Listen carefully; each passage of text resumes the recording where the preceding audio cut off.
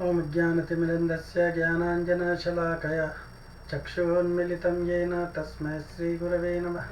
श्रीचैतन्यमनोभीष्टं स्थापितं येन भूतले स्वयं रूप कदा मह्यं ददाति स्वपदान्तिकं। वन्देऽहं श्रीगुरौ श्रीयुतापदकमलं श्रीगुरून् वैष्णवांश्च श्रीरूपं साग्रजातं सहगण रघुनाथान्वितं तं सजीवं साद्वैतं सावधूतं परिजनसहितं कृष्णचैतन्यदेवं श्रीराधाकृष्णपादान् सहगण ललिता श्रीविशाखान्वितांश्च। हे कृष्ण करुणा सिंधु दीनबंधो जगत्पते गोपेश गोपिकान्त श्रीराधाकान्त नमस्तुते। तप्तकाञ्चन गौरांगी श्रीराधे वृन्दावनेश्वरी वृषभानुसुते देवी प्रणमामि हरिप्रिये। वाञ्छाकल्पतरुभ्यश्च कृपा सिन्धुभ्येव च पतितानां पावनेभ्यो वैष्णवेभ्यो नमो नमः। जय श्री कृष्ण चैतन्य प्रभु नित्यानंद श्री अद्वैत गदाधर श्रीवासादि गौर भक्तवृंद।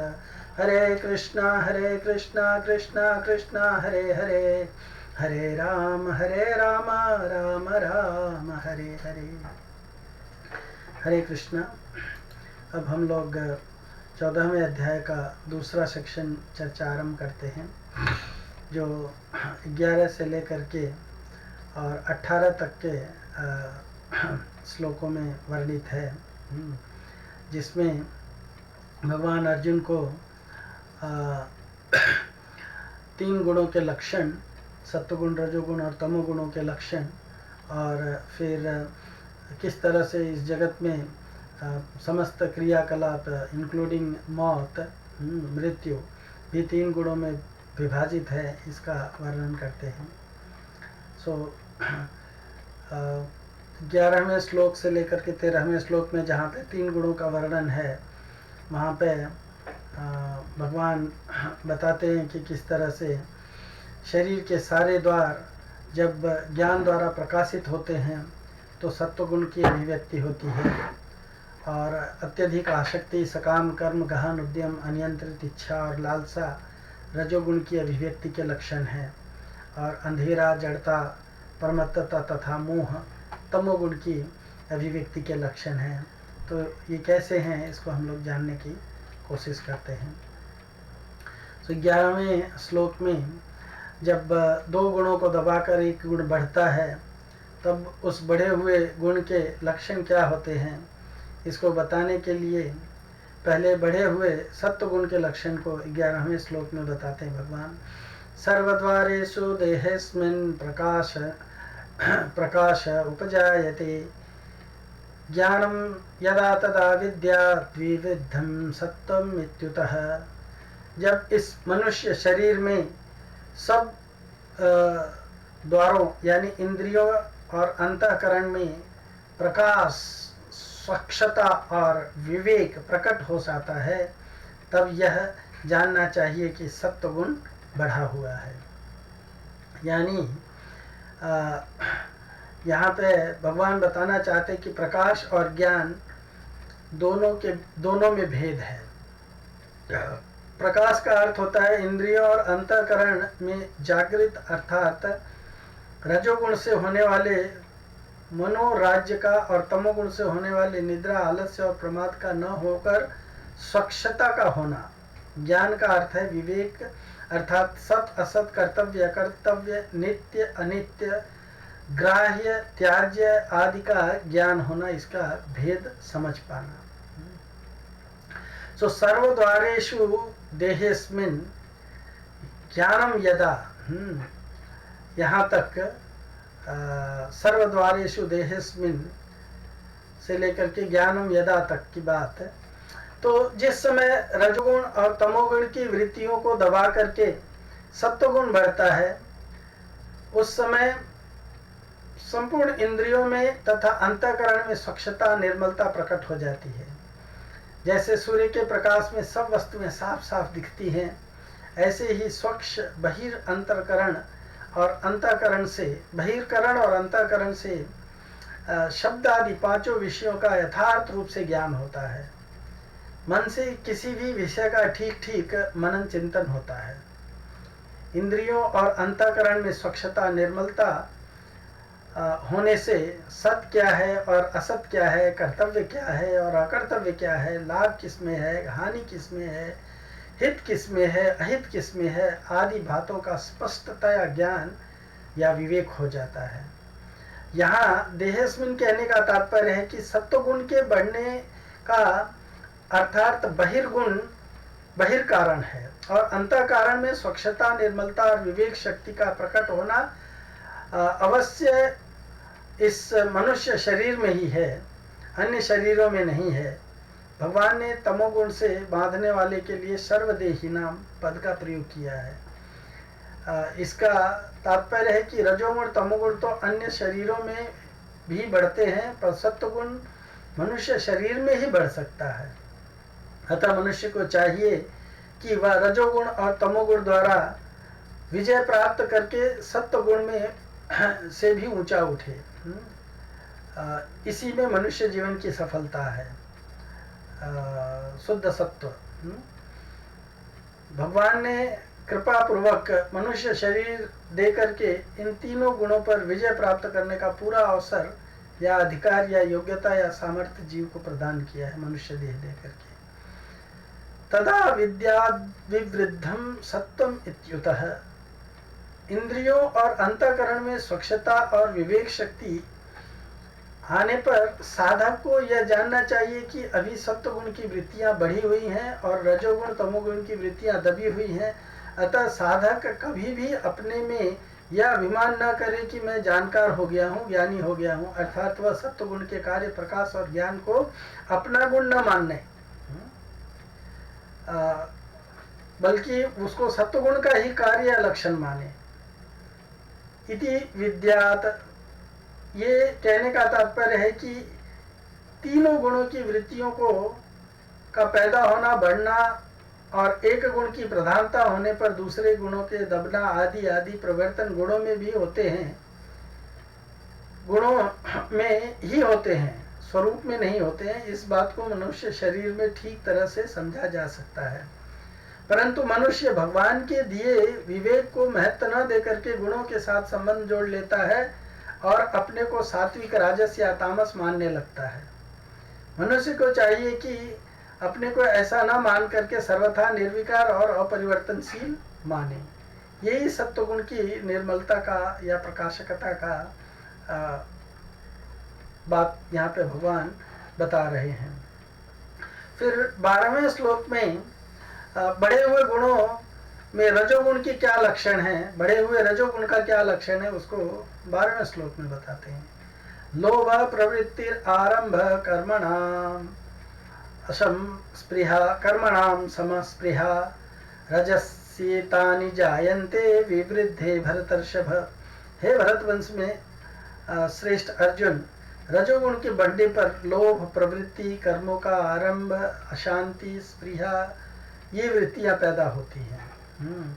यानी लोभ किसको कहा जाता है? निर्वाह की चीज़ों में चीज़ें पास में होने पर भी उनको अधिक बढ़ाने की इच्छा का नाम लोभ है, परंतु उन चीज़ों के स्वाभाविक बढ़ने का नाम लोभ नहीं है। जैसे कोई खेती करता है तो अनाज ज़्यादा पैदा हो जाता है, व्यापार करता है तो मुनाफा ज़्यादा हो जाता है। तो इस तरह पदार्थ, धन आदि स्वाभाविक बढ़ने का नाम लोभ नहीं है और ना बढ़ना दोष ही है। लेकिन उनके लिए प्रयत्न करना लोभ कहलाता है। कार्य मात्र में लग जाने का नाम प्रवृत्ति है, परंतु राग द्वेष रहित होकर के कार्य में लग जाना दोष नहीं है, क्योंकि ऐसी प्रवृत्ति तो गुणातीत महापुरुषों में भी होती है। राग पूर्वक अर्थात सुख, आराम, धन आदि की इच्छा को लेकर क्रिया में प्रवृत्त हो जाना दोष है। आरंभ कर्माणाम, संसार में धनी और बड़ा कहलाने के लिए, मान, आदर, प्रशंसा आदि पाने के लिए नए नए कर्म करना, नए नए व्यापार शुरू करना, नई नई फैक्ट्रियां खोलना, नई नई दुकानें खोलना आदि कर्मों का आरंभ है। प्रवृत्ति और आरंभ, इन दोनों में अंतर है। परिस्थिति के आने पर किसी प्रकार किसी कार्य में प्रवृत्ति होती है और किसी कार्य में निवृत्ति होती है, परंतु भोग और संग्रह के उद्देश्य से नए नए कर्मों का शुरू करना आरंभ कहलाता है। तो रजोगुण के बढ़ने पर सत्वगुण के प्रकाशक और ज्ञान दब जाते हैं, और रजोगुण असंगता का विरोधी है। रजोगुण रागात्मक विधि है, रागात्मकम है, यानी क्रिया और पदार्थों का संग करने के कारण यह मनुष्य को योगारूढ़ नहीं होने देता है। कारण कि मनुष्य क्रिया और पदार्थ से असंग होने पर योगारूढ़ हो सकता है ना। उसके अंदर अशभम या स्पृहा, ये सब बड़ी वृद्धि को लेकर के जागृत होता है। स्पृहा, हाँ, जैसे भूख लगने पर, अन्न की प्यास लगने पर जल की, ये स्पृहा होती है। जाड़ा लगने पर कपड़े की परवाह, हाँ, आवश्यकता होती है, इन सबको स्पृहा कहते हैं। अशम मतलब अंतःकरण में अशांति, हलचल रहने का नाम अशम है। जैसी इच्छा करते हैं वैसी चीज़ें, धन संपत्ति या यश प्रतिष्ठा आदि नहीं मिलती है, तब अंतःकरण में अशांति या हलचल होती है। कामना का त्याग करने पर यह अशांति नहीं रहती है। तो इस तरह से 12वें श्लोक में ये बताने के बाद में अब बढ़े हुए तमोगुण के क्या लक्षण है, इसको 13वें श्लोक में भगवान बताते हैं। अप्रकाशो अप्रवृत्तिश्च प्रमादो मोह एव च तमस्येतानि जायन्ते विवृद्धे कुरुनंदन। हे कुरुनंदन, तमोगुण के बढ़ने पर अप्रकाश, अप्रवृत्ति तथा प्रमाद और मोह, ये वृत्तियां भी पैदा होती हैं। अप्रकाश, सत्वगुण की प्रकाश स्वच्छता वृद्धि को दबाकर जब तमोगुण बढ़ जाता है, तब वृत्तियां और अंतःकरण स्वच्छ नहीं रहती हैं। इंद्रियां और अंतःकरण में जो समझने की शक्ति है वह तमोगुण के बढ़ने पर लुप्त हो जाती है। अर्थात पहली बात तो यह तो याद रहती नहीं है और नया विवेक पैदा होता नहीं है। इस वृत्ति को यहाँ अप्रकाश यानी कहकर इसका सत्वगुण की वृत्ति प्रकाश के साथ विशेष विरोध कराया गया है या बताया गया है। अप्रवृत्ति, रजोगुण की प्रवृत्ति को दबाकर जब तमोगुण बढ़ता है तब कार्य करने का मन नहीं करता है। निरर्थक बैठे रहने अथवा पड़े रहने का मन करता है। आवश्यक कार्य को करने की भी रुचि नहीं होती है। यह सब अप्रवृत्ति वृत्ति का नाम है। और प्रमाद, न करने लायक काम में लग जाना। मोह, तमोगुण के बढ़ने पर मोह प्रवृत्ति आ जाती है। और तमोस्येतानि जायन्ते विवृद्धि, ये सब बढ़े हुए तमोगुण के लक्षण हैं। तो तमोगुण के लक्षण क्या है? अप्रकाश और अप्रवृत्ति तो सत्वगुण और रजोगुण के विरोधी हैं, तथा प्रमाद और मोह तमोगुण के अपने हैं। हाँ, तो ये तमोगुण के लक्षण बताने के बाद में अब 14वें श्लोक से भगवान जो है 18वें तक मौत और अन्य क्रियाकलाप भी किस तरह से 3 गुणों में विभाजित हैं उसके बारे में चर्चा करते हैं। तात्कालिक बढ़े हुए गुणों की वृत्तियों का फल क्या होता है? 14 और 15 श्लोक में इसको बताते हैं। यदा सत्वे प्रवृद्धे तो प्रलयम यान्ति देहभृत तदोत्तम विदाम लोकान अमलान प्रतिपद्यते। जिस समय सत्वगुण बढ़ा हो जाता है बढ़ा हो उस समय यदि देहधारी मनुष्य मर जाता है तो वह उत्तम वेत्ताओं के निर्मल लोकों में पहुंच जाता है। यानी जब तमोगुण में व्यक्ति शरीर त्याग करता है तो विवेकवान पुरुष आत्मवेत्ता कहलाता है। यदि सत्वगुण को अपनाकर अपना मान करके उसमें रमण न करे और भगवान की सन्मुखता रहे तो सात्विक मनुष्य सत्वगुण से भी असंग या गुणातीत होकर के भगवान के परम धाम को चला जाएगा। अन्यथा सत्वगुण का संबंध होने पर वह ब्रह्मलोक तक के ऊंचे लोक में चला जाएगा। अमलान, ब्रह्मलोक तक के लोकों में तो साक्षेप निर्मलता है, पर भगवान के परम धाम में निरपेक्ष निर्मलता है। ये बताने के बाद में आगे के श्लोक में 15वें श्लोक में भगवाते हैं, रजसी प्रलयम गत्वा कर्म संगीषु जायते तथा प्रलीनस्तमसी मूढ़ योनिषु जायते। रजोगुण के बढ़ने से मरने वाला प्राणी कर्म संगी मनुष्य योनियों में जन्म लेता है और तमोगुण के बढ़ने पर मरने वाला प्राणी मूढ़ योनियों में जन्म लेता है। तो अंत समय में जिस किसी भी मनुष्य में जिस जिस कारण से रजोगुण की लोभ प्रवृत्ति, अशांति, स्पृहा आदि वृत्तियां बढ़ जाती हैं और उसी प्रवृत्ति के चिंतन में उसका शरीर छूट जाता है, तो वह महात्मा प्राणी कर्मों में आसक्ति रखने वाले मनुष्य के रूप में जन्म लेता है, या मनुष्यों में जन्म लेता है। जिसने उम्र भर अच्छे काम आचरण किए हैं, जिसके अच्छे भाव रहे हैं, वह यदि अंतकाल में रजोगुण के बढ़ने से मर जाता है तो मरने के बाद मनुष्य योनि में जन्म लेने पर भी उसके आचरण, अच्छे भाव अच्छे ही रहेंगे। वह शुभ कर्म करने वाला ही होगा। जिसका अंतकरण जीवन, जिसका साधारण जीवन रहा है, वह यदि अंत समय में रजोगुण के लोभ आदि वृत्तियों के बढ़ने पर मर जाता है तो वह मनुष्य योनि में आकर के पदार्थ, व्यक्ति, क्रिया आदि में आसक्ति वाला होगा। जिसके जीवन में काम, क्रोध आदि की ही मुख्यता रहती है, वह यदि रजोगुण के बढ़ने पर मरता है तो वह मनुष्य योनि में जन्म लेने पर भी विशेष रूप से आसुरी संपत्ति वाला ही होगा। तात्पर्य यह हुआ कि मनुष्य लोक में जन्म लेने पर भी गुणों के तारतम्य से मनुष्य के 3 प्रकार के हो जाते हैं, अर्थात 3 प्रकार के स्वभाव वाले मनुष्य हो जाते हैं। परंतु इसमें एक विशेष ध्यान देने की बात यह है कि रजोगुण की वृद्धि पर मरकर मनुष्य बनने वाले प्राणी कैसे हो, कैसे ही आचरण करने वाले क्यों न हो, उन सब में भगवत प्रदत्त विवेक रहता है। अतः प्रत्येक मनुष्य इस विवेक को महत्व दे करके सत्संग, स्वाध्याय आदि से इस विवेक को स्वच्छ करके ऊंचे उठ सकते हैं, परमात्मा को प्राप्त कर सकते हैं। इस भगवत प्रदत्त विवेक के कारण सब के सब मनुष्य भगवत प्राप्ति के अधिकारी हो जाते हैं। तथा प्रलीन तमसी मूढ़ योनिषु जायते। अंतकाल में जिसकी किसी भी मनुष्य में किसी कारण से तत्कालिक तमोगुण बढ़ जाता है, वह तमोगुण की प्रमाद, मोह, अप्रकाशक आदि वृत्तियां बढ़ जाती हैं और उन वृत्तियों का चिंतन करते ही वो मर जाता है। तो वो मनुष्य पशु, पक्षी, कीट, पतंग, वृक्ष, लता आदि मूढ़ योनियों में जन्म लेता है।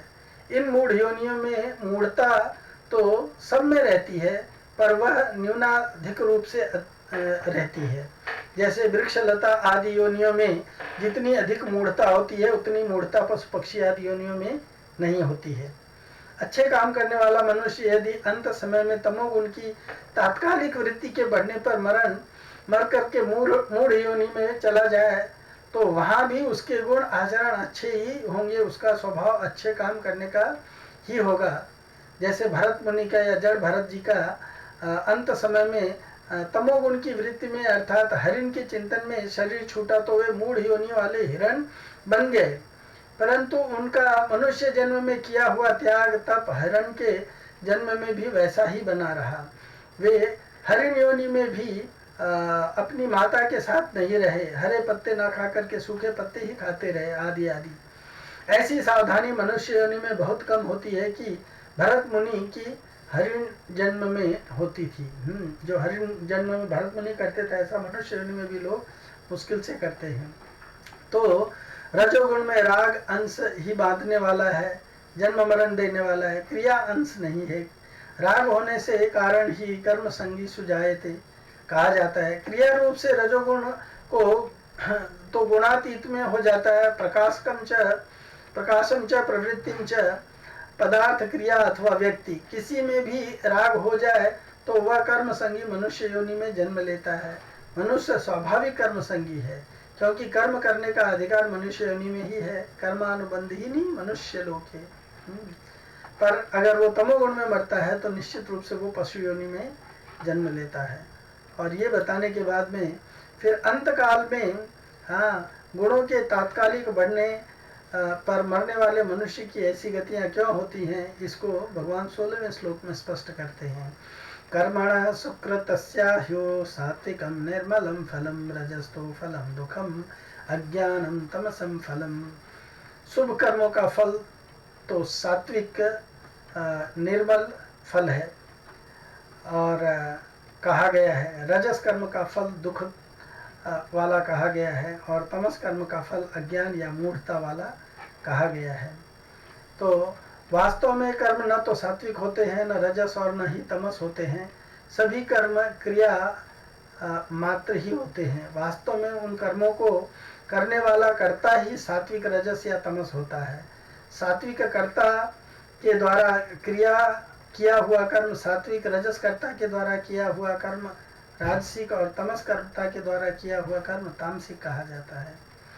सो कर्मण सुकृतस्याहो सात्विकम निर्मलम फलम, राइट। तो सत्व गुण का स्वरूप निर्मल, स्वच्छ, निर्विकार है। अतः सत्व गुण वाला कर्ता जो कर्म करेगा वह कर्म सात्विक ही होगा, क्योंकि कर्म कर्ता का ही रूप होता है। वह सात्विक कर्म के फल रूप से परिस्थिति बनेगी, जो परिस्थिति बनेगी वह भी वैसी ही शुद्ध, निर्मल और सुखदायी बनेगी।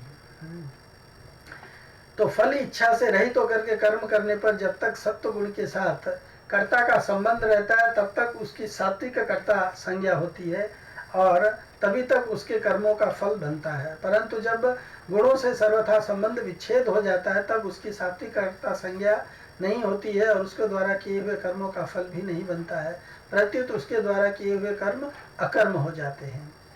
तो रजोगुण का स्वरूप राग है और उस गुण के कारण ही दुख होता है। रजस्तु फलम दुखम, संसार के सभी दुख और पाप राग के कारण ही होते हैं। राग के कारण ही काम पैदा होता है। काम एष क्रोध एष रजोगुण समुद्भव। और अज्ञानम तमसा फलम, तमोगुण ज्ञान प्रकाश विवेक नहीं होने देता है, क्योंकि तमोगुण अज्ञान को उत्पन्न करने वाला है और अज्ञान से ही उत्पन्न होने वाला है। तो इस तरह से रजो, तमो और सतोगुण के अलग अलग फल प्राप्त होते हैं, इसका इसमें चिंतन किया गया है, वर्णन किया गया है। तो पूर्व श्लोक में भगवान ने गुणों की तात्कालिक वृत्तियों के बढ़ने पर जो गतियां होती हैं उनके मूल सात्विक, रजस और तमस कर्म बताए। अब सात्विक, रजस और तमस कर्मों के मूल गुणों को बताने के लिए भगवान आगे का श्लोक बताते हैं।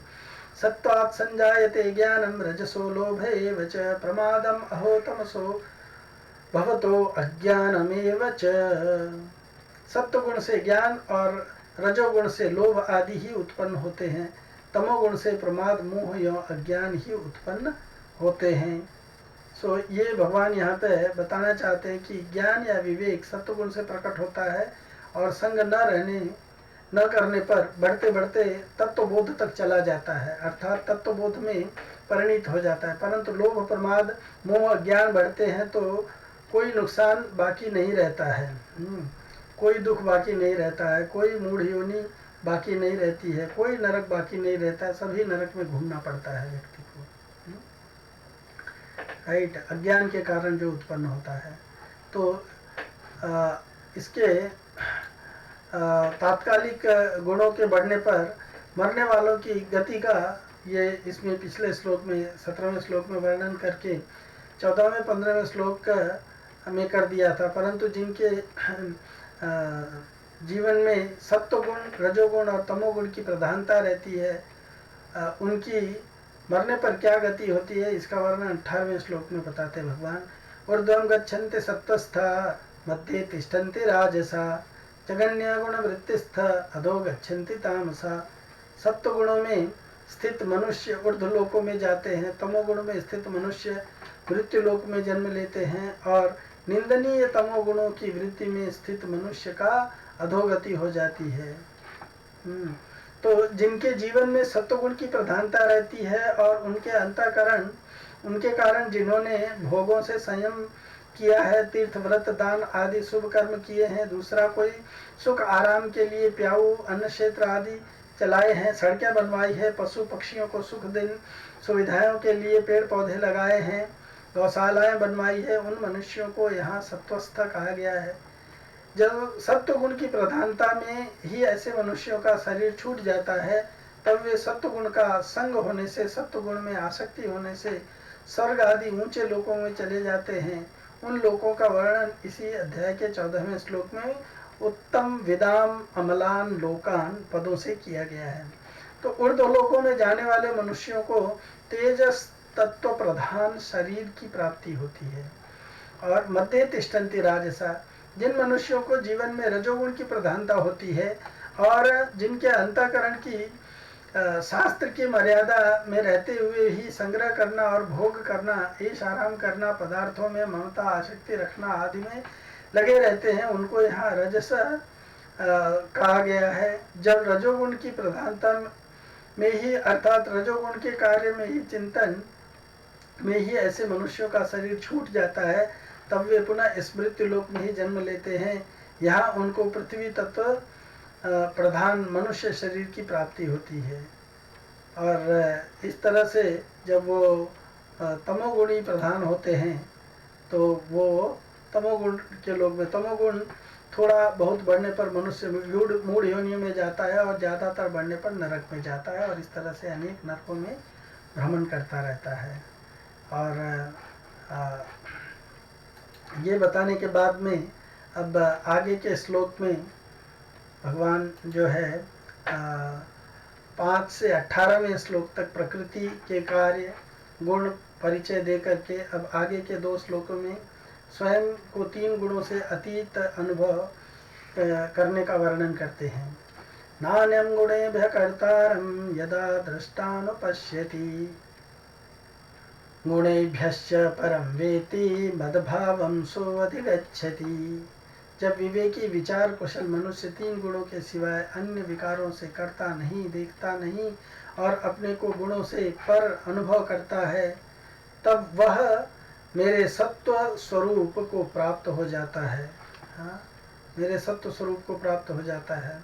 तो गुणेभ्यः परं वेति का तात्पर्य है कि जिससे गुण प्रकाशित होते हैं उस प्रकाश में अपनी स्थिति का अनुभव करना, ये गुणेभ्यः परम वेति। हाँ, और मद्भावं सो अधिगच्छति कहने का तात्पर्य है कि वह मेरे भाव को अर्थात ब्रह्म को प्राप्त हो जाता है। मद्भावम आगता। हाँ, वीतराग भय क्रोधा मनमयामा उपासिता भवो ज्ञान तपसा पूता मद्भावम आगता। उस प्रकाश में इसी बात को भगवान ने दूसरे श्लोक में साधर्म्यतम धा धर्मम आगता पद से भी कहा था। तो विवेकी साधक गुणों के सिवाय अन्य किसी को करता नहीं, देखता नहीं और अपने को गुणों से अर्थात क्रिया और पदार्थ से असंग महसूस करता है या अनुभव करता है। क्रिया और पदार्थ से असंग होने पर या अनुभव करने पर वह योगारूढ़ हो जाता है। यदा ही नेन्द्रियार्थेषु न अनुसज्जते, ये 6.4 वाले श्लोक में बताया गया है। तो योगारूढ़ होने से शक्ति की प्राप्ति होती है और उस शांति की प्राप्ति होती है और उस शांति में अटकने से परमात्मा की प्राप्ति हो जाती है। तो ये बता रहे भगवान यहाँ पे कि नान गुणेभ्यः कर्तारम्। जब विवेकी गुणों से ऊपर उठ जाता है और वो मुझे प्राप्त कर लिया, मेरे भाव को प्राप्त कर लेता है।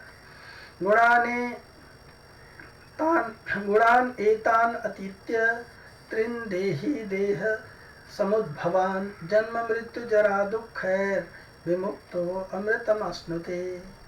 भगवान कहते हैं कि देहधारी विवेकी मनुष्य देह को उत्पन्न करने वाले इन तीनों गुणों का अतिक्रमण करके जन्म मृत्यु और वृद्धावस्था रूपों में जो दुखों से व्याप्त, दुखों से रहित होता हुआ अमरता का अनुभव करता है। तो गुणाने अतीतान अतीत्य त्रिदेही देहम समृद्धवान। यद्यपि विचार कुशल मनुष्य देह के साथ संबंध नहीं होता, तथापि लोगों की दृष्टि में देह वाला होने से उसको यहाँ देही कहा गया है। देह को उत्पन्न करने वाले गुण ही हैं।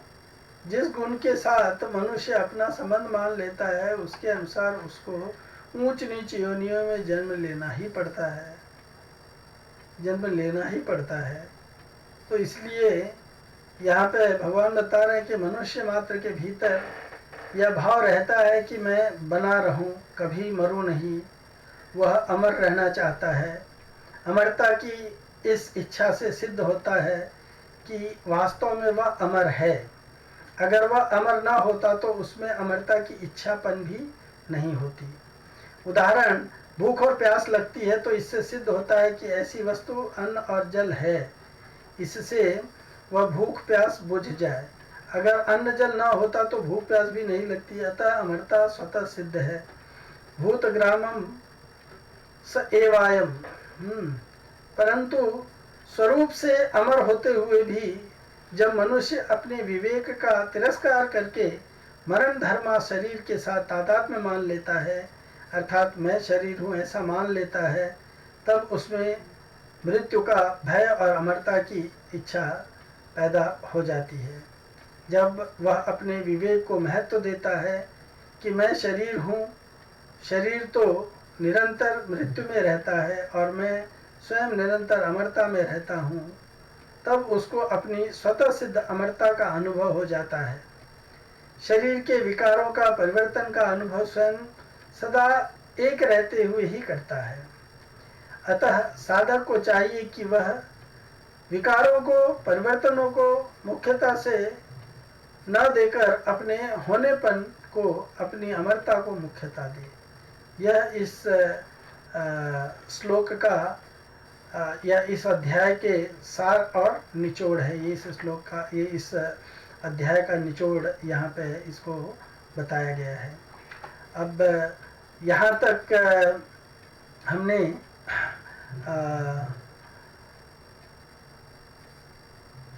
यहाँ तक हम लोगों ने गुणों की उत्पत्ति, विभिन्न गुणों की उत्पत्ति, विभिन्न गुणों के कर्मफल और विभिन्न गुणों में मरने के परिणाम को डिस्कस किया। विभिन्न गुणों में मरने के परिणाम को डिस्कस किया। अब तीसरे सेक्शन में, यहाँ हमारा ये श्लोक समाप्त होता है। अब तीसरे सेक्शन में गुणों के बंधन से कैसे बचें, गुणों के बंधन से बचने का उपाय भी हम लोगों ने जान लिया 19वें और 20वें श्लोक में, कि प्रकृति के 3 गुण सभी कार्य करते हैं और परमेश्वर उन्हें नियंत्रित करते हैं। इसे जान लेने पर जीव भव बंधन से मुक्त हो जाता है। अब 21वें से 27वें श्लोक तक गुणों के बंधन से बचने का क्या उपाय है, उसका हम लोग नेक्स्ट सेक्शन में चर्चा करेंगे। गुणों के बंधन से बचने का उपाय क्या है, उसका हम लोग नेक्स्ट सेक्शन में चर्चा करेंगे। तब तक के लिए हरे कृष्णा, बहुत बहुत धन्यवाद आपका।